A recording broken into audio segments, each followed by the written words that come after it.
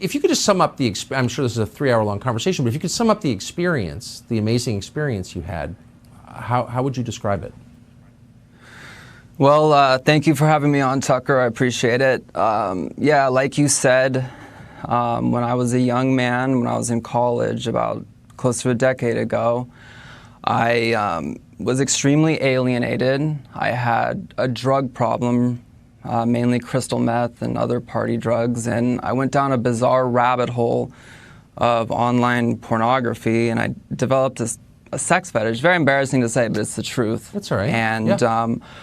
I went to go see a therapist who specialized in sex issues, and she told me that I was really a woman and that she and I had the same brain, and that basically all my problems in life were because I was actually a woman in a man's body. Even though I had severe drug problems, I had mood disorders and other, issues. I looked terrible when I went to go see this woman. I was underweight. I was paranoid out of my mind from using methamphetamines.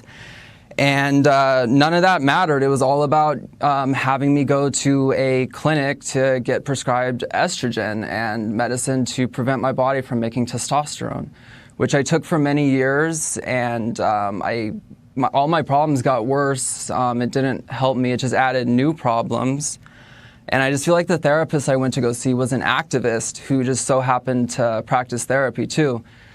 And here in California, there's really nothing to protect people from it. Now it's even more, quite frankly, crazy. It's you can just go into one of these informed consent clinics and you don't even need a therapist's letter anymore.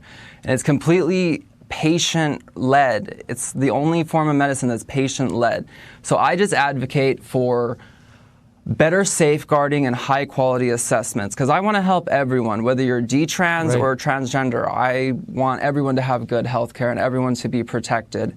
And as it is now, detransitioning, I just feel like I'm collateral damage for a movement that I'm not even part of. They completely ignore me and they don't want to hear these stories, but my story is real, my pain is real, and yeah, it's a real thing. But I just thank God every single day of my life that I never had any plastic surgery.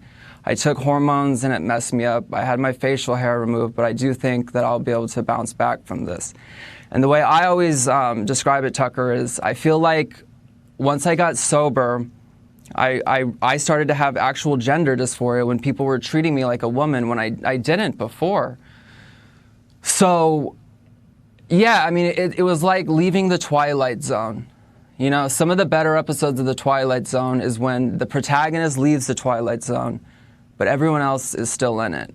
But yeah, and I feel like I've been harmed by this, and I just wish that, I don't want anyone else to experience what I experienced. So I'm out of the Twilight Zone, and, I'm a very happy and successful man, and, I just hope that my experience helps somebody. All right, everybody say true under dash dub under pressure.